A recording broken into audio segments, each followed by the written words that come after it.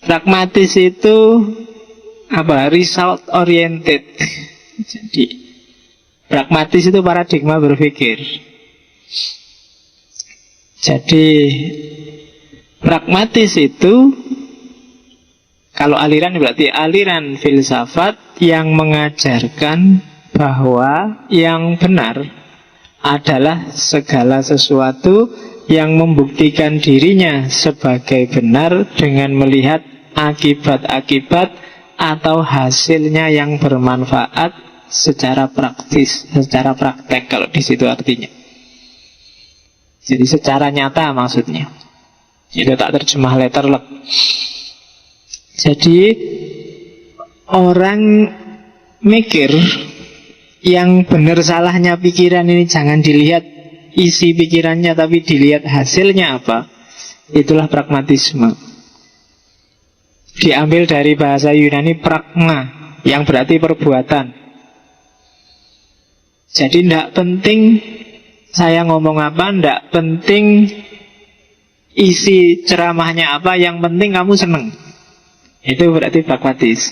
Saya ngomong sampai capek, sampai nanti jam 10 dapat apa mas? Tidak apa-apa, yang penting seneng aja ngaji. Nah itu berarti cuma nyari senengnya, tidak ada hubungannya. Tidak apa-apa, itu berarti benar secara pragmatis.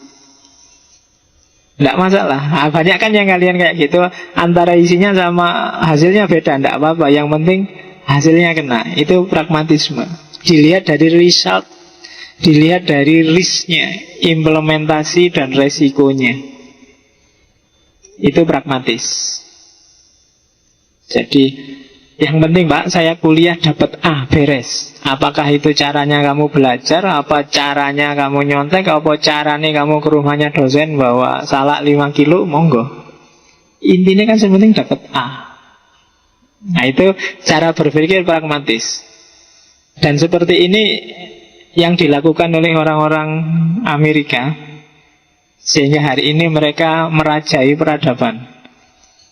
Orang Jawa terlalu banyak basa-basi, orang Indonesia yang lain terlalu banyak mikir, kesuwen. Yang penting tujuannya apa, gitu aja. Dan mereka sukses dengan itu. Pingin menjual senjata, wong mereka punya pabrik senjata besar, ya gampang. Bikin aja perang di negara mana, bikin aja kacau di negara mana, nanti kan mereka beli senjata. Nah itu cara berpikir yang pragmatis namanya. Yo kalian sering sih kayak gini, pokoknya yang penting lah hasilnya. Celananya melorot nggak ada sabuk, ya calik tari rafia. Ini dicancang, nggak apa-apa. Yang penting kan nggak melorot. Kalau melorot kan, ya itu pragmatis namanya.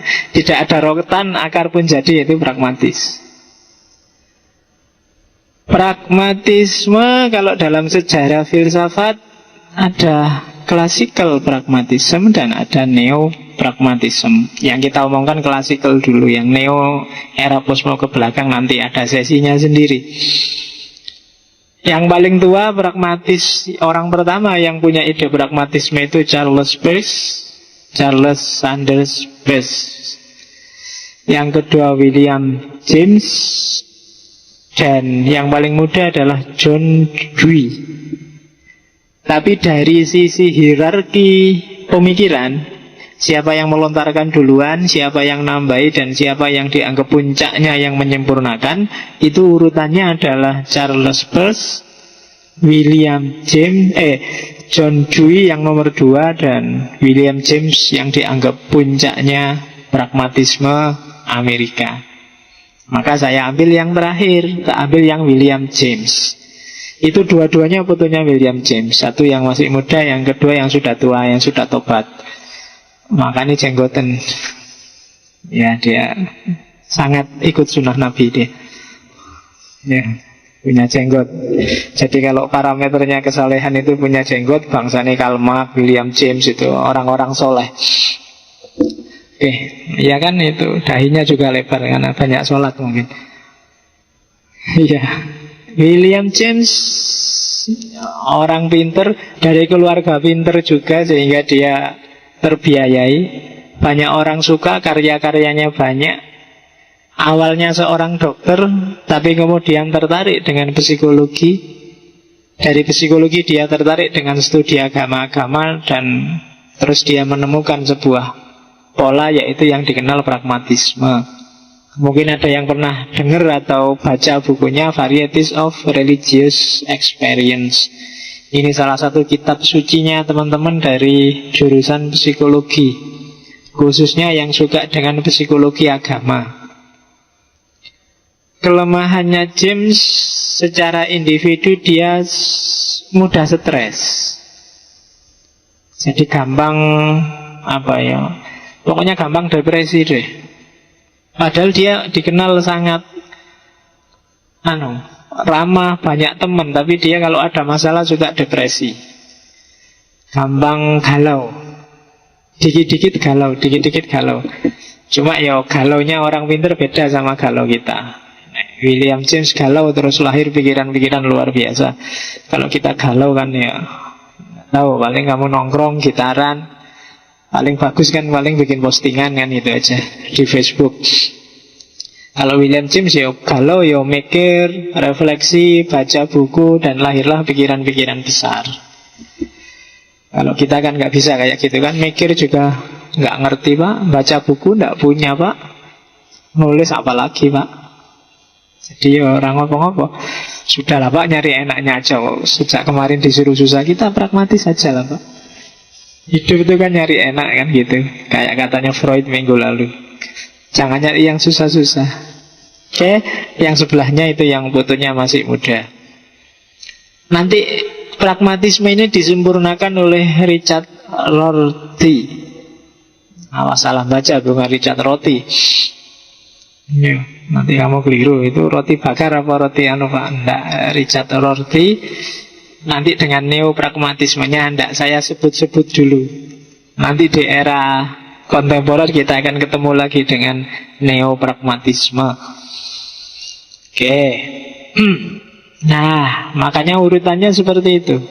Ada evolusi pemikiran pragmatisme di Amerika. Jadi yang pertama dari Charles Peirce. Katanya Peirce, yang penting adalah pengaruh ide pada tindakan. Tidak penting idenya apa, tapi yang penting manfaatnya apa bagi masyarakat, penerapannya seperti apa. Jadi dari Charles Peirce masih muncul bibitnya bahwa nilai itu tergantung aplikasi. Punya teori ndaki-ndaki tapi tidak ada aplikasinya, nggak ada gunanya. Kamu punya teori banyak tentang perempuan, perempuan itu makhluk yang sulit, perempuan itu makhluk teori, nggak ada penerapannya. Pacar juga nggak punya apa-apa. Nah, itu berarti secara pragmatis nggak benar teorimu. Kalau kamu ngomong perempuan itu rumit, harusnya penerapannya juga implikasi dari teori-teorimu tentang perempuan. Kalau hanya di Facebook bilang, wah perempuan itu makhluk satu-satunya yang tidak bisa aku pahami. Oh, kamu nggak punya pacar, apa yang kamu pahami? Lah ya kan, berarti nggak nyambung antara teori dengan penerapannya. Berarti kalau secara Peirce nggak benar itu. Cuma dikembangkan lagi oleh John Dewey. John Dewey dengan asumsi akal itu hanya alat. Yang penting bukan benar salahnya, tapi manfaatnya apa, mudorotnya apa. Nah kan gitu. Nah, kalau pakai John Dewey agak lebih melangkah selangkah lagi. Loh, yo memang tidak saya terapkan pak, tapi tulisanku di Facebook itu kan menginspirasi banyak orang pak. Nah, berarti pragmatis juga dong ya. Versi John Dewey kamu benar. Tapi kalau versi Charles Peirce salah.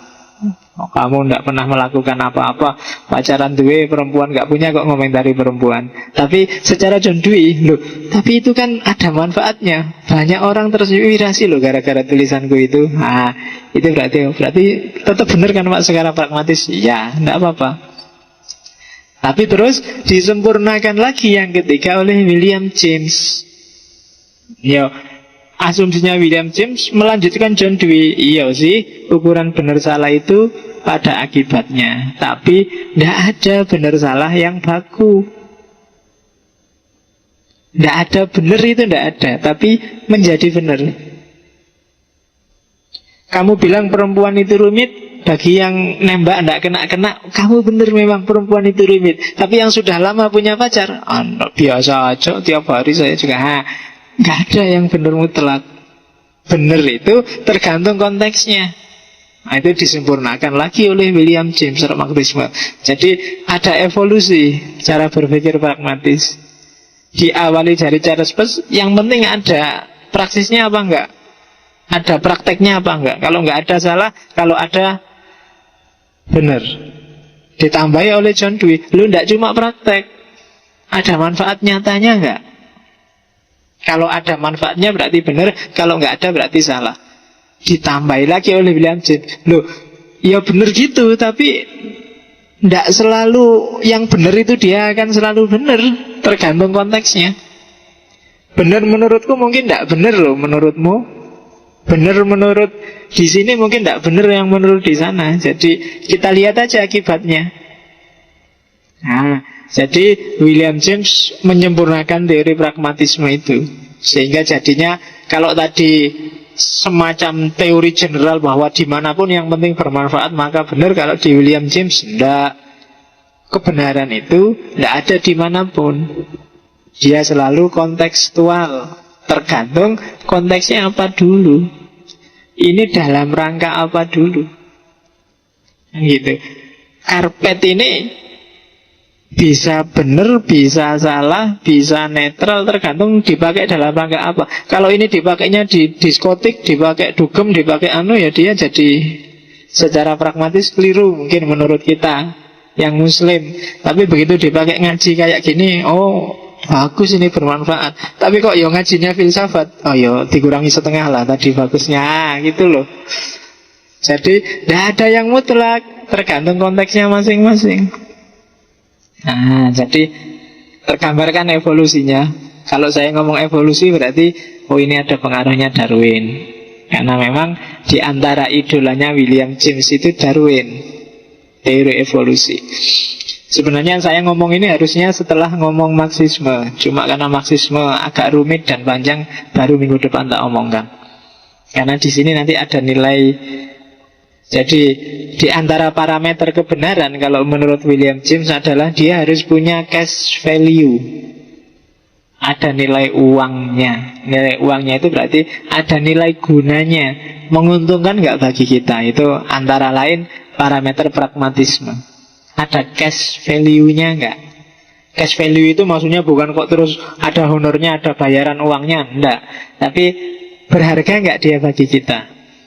Nah, itu di antara lain ukurannya pragmatisme kalau menurut William James. Nah, ini tak ambil sedikit. Sebenarnya ini bukan William James tapi Charles Peirce.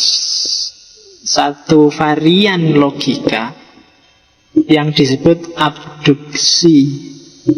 Sengaja saya sisipkan karena sejauh yang saya tahu banyak yang salah paham. Dianggapnya abduksi itu sekedar gabungan antara induksi dan deduksi, adalah abduksi, bukan. Awas keliru. Dan ini nanti abduksi ini nanti yang menginspirasi lahirnya epistemologi, ilmu-ilmu humaniora, termasuk hermeneutik.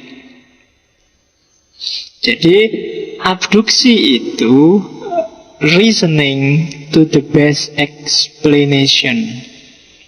Kalau induksi, deduksi kan kita ngertinya logika, terus ilmu pasti. Saya manusia, setiap manusia mati maka saya mati.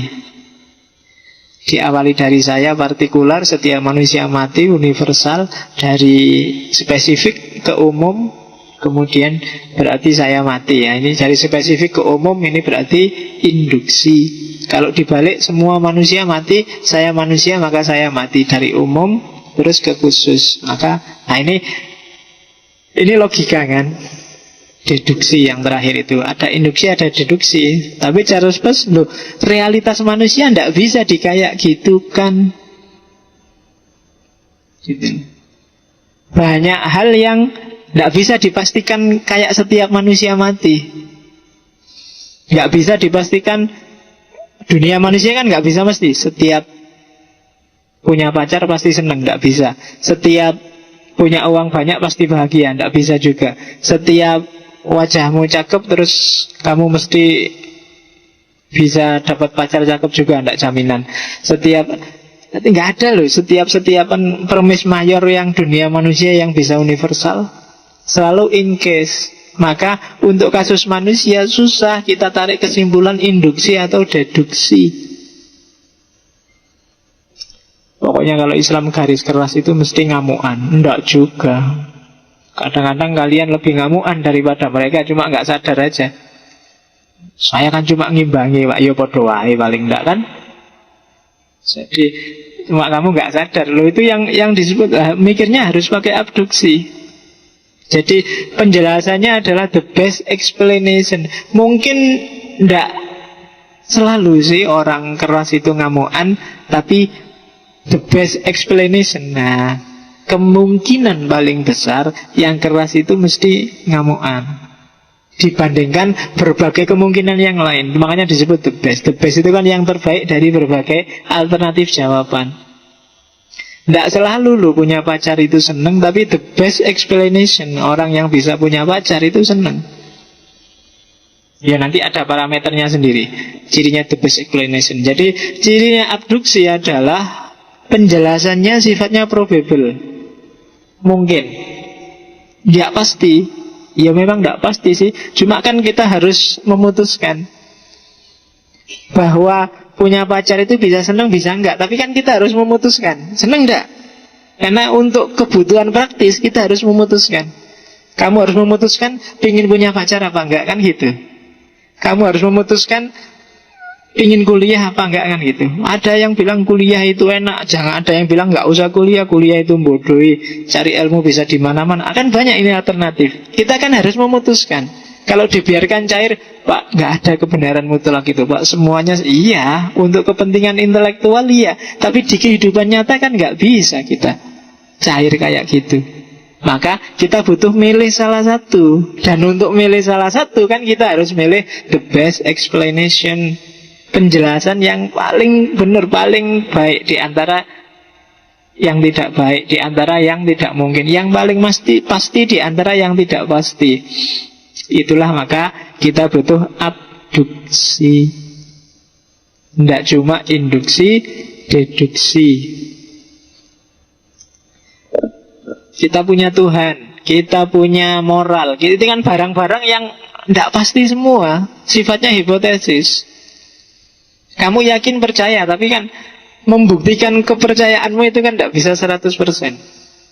Pokoknya saya yakin aja, Pak. Buktinya tidak tahu, Pak, saya. Saya yakin saya harus bermoral. Kenapa? Tidak tahu. Saya percaya Tuhan itu ada. Kenapa? Ya pokoknya ada lah, Pak. Wong saya percaya kok. Nah ini kadang-kadang kita butuh the best explanation. Dari banyak penjelasan ada kelemahannya semua. Cuma kita harus milih salah satu. Kamu mau percaya Tuhan apa enggak, kan gitu. Kalau dibiarkan ngawang-ngawang kan kita nggak bisa ngapa-ngapain.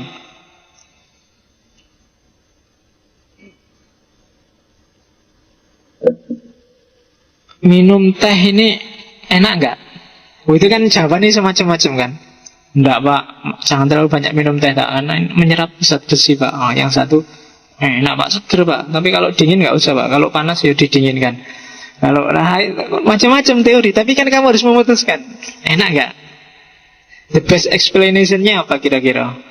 Ya di antara semua alternatif enak, Pak. Silahkan diminum. Saya panas tapi nggak jadi. Ternyata best explanation-nya keliru. Karena best explanation bisa keliru. Oke, itu tak kasih contoh gitu. Setiap yang pakai serban adalah muslim. Nggak mesti kan. Ada kan orang yang serbanan tapi nggak Islam. Orang-orang mungkin daerah-daerah daerah Tibet itu kan pakai serban. Kalau di Arab itu yang nggak cuma perempuan kan, cowok juga kan pakai kayak jilbab itu kan diputer kayak ini. Oh, cowok aja jilbaban. Jadi kewajiban jilbab kalau dipakai juga oleh laki-laki. Cuma ya tetanggaku pakai serban, kesimpulannya tetanggaku muslim. Ini sebenarnya model abduksi. Kenapa? Karena premis mayornya itu sesuatu yang tidak pasti sebenarnya, tidak tegas. Cuma the best explanation-nya, kalau tetanggamu pakai serban, dia muslim. Kenapa? Adanya di lingkungan umat Islam.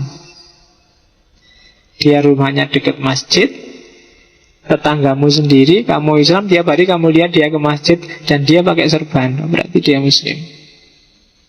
Best explain. Padahal mungkin waktu pakai serban itu bukan identitas keislamannya. Ya pakai serban mungkin karena sakit kepala atau karena apa. Tapi kan the best explanation pakai serban itu adalah Muslim.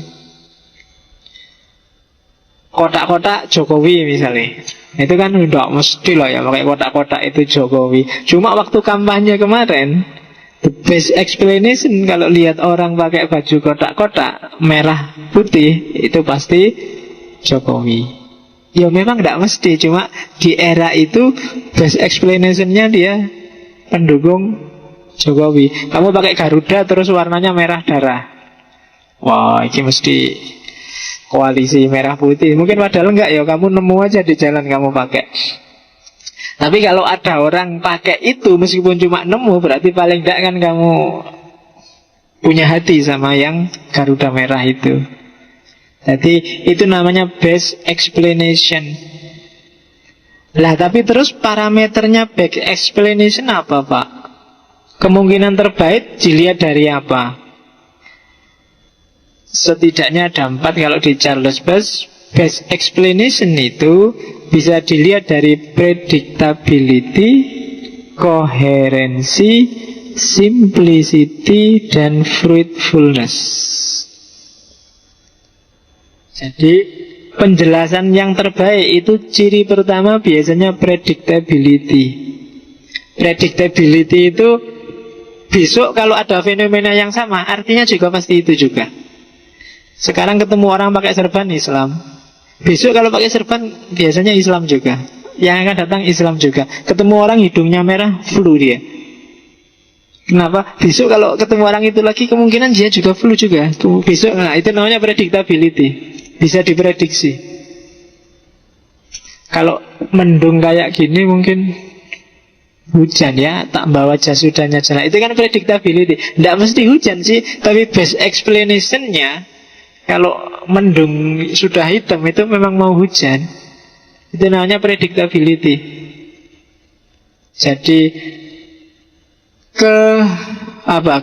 kemungkinan prediksinya bisa diprediksi ke depannya juga akan selalu sama seperti itu.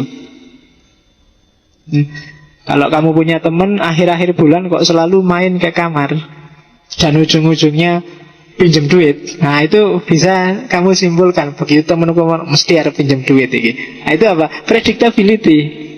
Dulu gitu, sekarang gitu, besok juga akan gitu lagi, mesti kelakuan itu. Atau temanmu yang suka pakai baju yang nyendal di kamar, oh baju ini temanku datang ya harus diselamatkan, ini baju-baju di cenderan, kalau nggak dipakai ini. Itu kan kamu best explanation.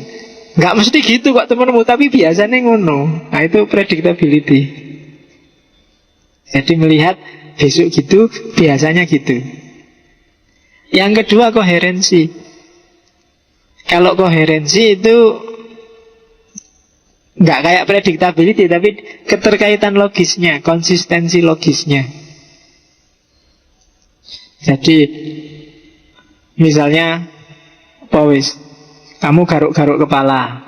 Nah, garuk-garuk kepala, karena ini di kelas filsafat, ya kesimpulanku mesti kamu nggak paham yang saya omong kenapa terus garuk-garuk. Nah, ini kan koherensi namanya. Cuma garuk-garuk kepala, kalau kamu di kos-kosan nggak ada apa-apa garuk-garuk kepala, nggak ada garuk kepala. Secara koherensi bisa tak simpulkan ini mesti ketumbemu sudah penuh itu. Sudah rontok di mana-mana itu koherensi namanya. Ketika kamu simpulkan, meskipun kamu nggak ngelihat ketumbenya kayak gimana, kamu simpulkan dari bolak-balik garuk-garuk itu mesti ketumbean. Nah, itu koherensi namanya. Oke. Sebenarnya ada obat paling baik untuk ketumbe, gundul aja. Daripada kamu susah-susah. Jadi koherensi. Yang ketiga simplicity.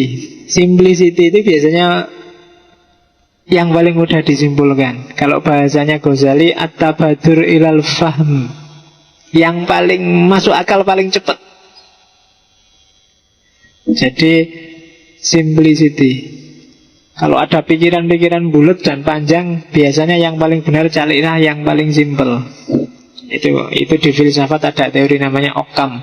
Occam Razor. Occam Razor itu teori gunting dari filosof namanya Occam. Jadi kalau ada banyak teori ngomong hal yang sama, di antara teori yang banyak ngomong hal yang sama ini, pilihlah yang paling tidak bulat. Itulah yang paling benar. Ngomong tentang manusia macam-macam, cari yang paling nggak bulat, itulah yang paling benar. Itu namanya Occam Razor. Cuma simplicity di sini itu yang paling simple, bukan yang kesimpulan bulat-bulat tadi.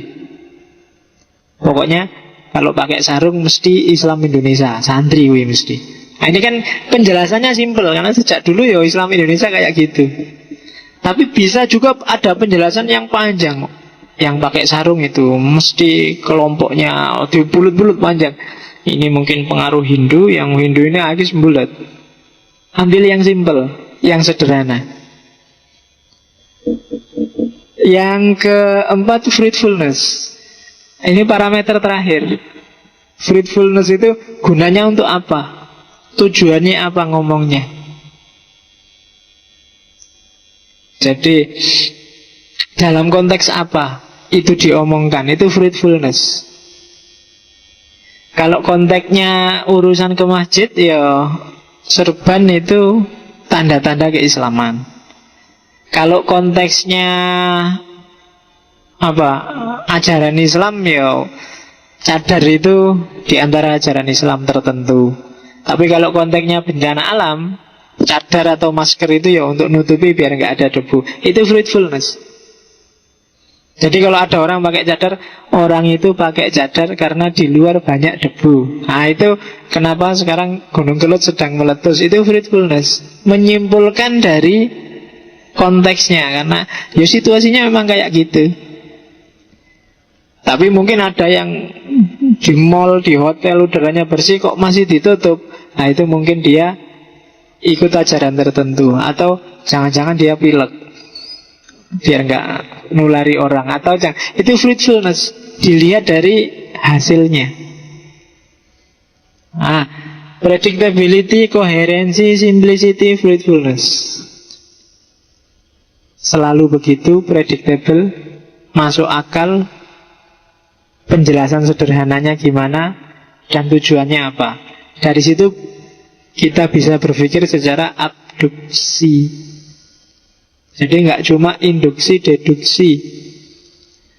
Sebenarnya skripsi atau metode penelitian untuk humaniora itu susah kita pakai induksi atau deduksi. Kenapa? Karena premis-premisnya, hipotesis-hipotesisnya itu selalu tidak pasti. Sosiologi misalnya punya hipotesis bahwa orang kota itu cenderung individualis dan orang desa cenderung sosial, kerjasama. Itu kan hipotesis besar sosiologi. Tapi sekarang yo wis padha wae, ndak kota ndak desa, kan gitu. Hancur sudah kan hipotesis itu. Kalian pakai ini boleh, cuma itu kan bukan induksi atau deduksi, tapi dia abduksi, base explanation saja. Tidak mesti kayak gitu. Itulah. Dan itu yang harus hati-hati. Sebenarnya kalau mau serius ya bikin skripsi besok, penyimpulan di skripsi ini pakai metode abduksi. Semoga dosennya paham. Dosennya orang paham malah susah kamu, dibantai malah. Apa itu abduksi? Dan kamu gemeteran gak bisa jawab. Oke, kan biasanya itu kan ujian itu kan yang problem besar itu kan biasanya mental. Saya kapan itu nguji belum ditanya mahasiswi sudah nangis duluan. Apa tuh ini? Atau jangan-jangan dia pokoknya prinsipnya gitu, daripada ditanya macam-macam tak nangis we. Iya, aman itulah. Ada yang ujian itu nggak bisa ngomong belas. Sudah saya tulis Pak di situ Pak. Muridnya sudah saya tulis, bolak-balik sudah saya tulis. Jadi nggak ngerti aku nulis apa. Lah sudah tak baca kok nggak ada. Bapak aja yang nggak paham. Waduh. Iya. Aku yang diseneni. Ada yang marah-marah juga. Bapak nggak tahu, saya yang neliti Pak. Wah, dosennya diseneni. Oke, ya macam-macam ujian skripsi itu kan. Psikologi sebenarnya yang banyak bermain. Karena kalau materi ya sebenarnya memang kalian lebih tahu dari dosen nih. Karena kalian yang neliti, dosennya kan tinggal baca. Cuma kamu kalah secara psikologis. Apalagi dosennya kan kadang uji itu kan. Dosen itu selalu nguji pertanyaan yang tidak kalian siapkan. Biasanya ngono, jarang dosen itu nguji tak siap kira-kira mesti dosennya tak kok iki. Biasanya yang ditanyakan mesti yang lain. Dan itu memang triknya teorinya dosen itu kan. Dia ngerti kamu mesti dari tulisanmu mesti ngerti kamu siapnya jawab apa, dan dia mesti nyari pertanyaan yang kamu tidak siap jawab. Makanya skripsi itu jangan terlalu sempurna. Loh iya, itu ciri kita kan nih. Jadi kasih salah dikit-dikit yang kalian kalau ditanya bisa jawab. Nah, kalau sudah benar semua itu bencana bagimu, karena dosennya akan nyari pertanyaan yang lebih susah daripada yang kalian tulis. Sengaja bikin dikit-dikit ngajari sing elek iki. Jadi kasih space dikit-dikit aja, ada salah-salah tulis, salah-salah argumen. Nah, nanti kalau begitu kamu ditanya, lu ini kok kayak gini, wah, iya Pak, mohon maaf. Tapi kamu siapkan jawabannya. Dan kamu bisa jawab lancar. Wah, itu seneng dosennya. Itu, ya ini trik namanya. Itu kan kayak orang tinju sengaja dibuka, ayo pukulin. Padahal kamu sudah melatih yang dipukul, mau pukul kayak gimana nggak sakit. Wong aku siap kan gitu. Jadi bikin gitu. Jangan terlalu lugu. Kalau bikin skripsi harus ada triknya. Trik-trik. Nah ini yang disebut pragmatisme. Ya, ada caranya sendiri pragmatisme.